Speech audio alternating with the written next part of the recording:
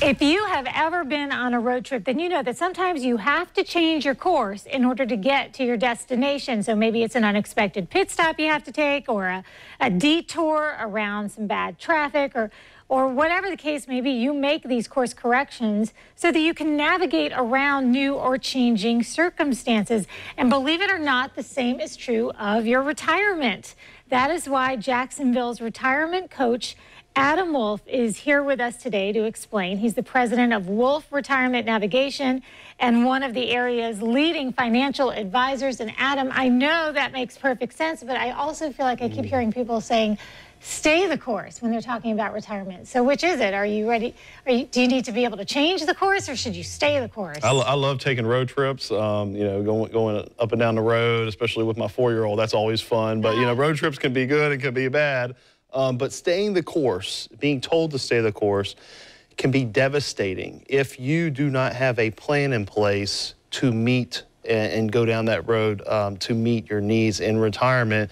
Just by having somebody tell you to stay the course, that can be devastating, because, you know, why are they telling you to stay the course, and what are the reasons? And it has to be a unique situation for you to meet those goals. Okay, so, I mean, just very recently, everybody was getting in their car and driving, and maybe they had to take a little different route than they were used to taking. So what are some of the circumstances retirement-wise, though, where people would have to make a course correction? Yeah, so, you know, as we're building our nest egg and saving for retirement, in the accumulation stage of retirement, we're getting to retirement.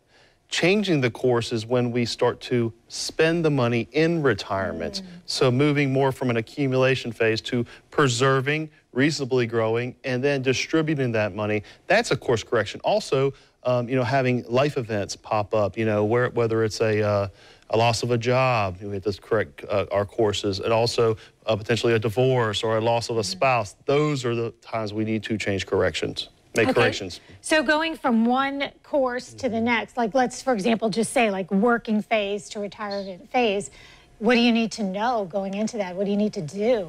Yeah, so it's all about planning, and it's as we get closer to retirement, we need to look at what it's going to cost us in retirement to live. There's been numerous studies out there that say, you know, most people get into retirement thinking they're going to spend less. It's actually more or the same at those first initial years. So having a plan in place that says, what are we going to spend? And then potentially toning down the risk of your overall portfolio, all of the stocks, the bonds, and mutual funds that you have, to take a lower risk level, because we can't afford to have those major losses in retirement because we don't have the time left.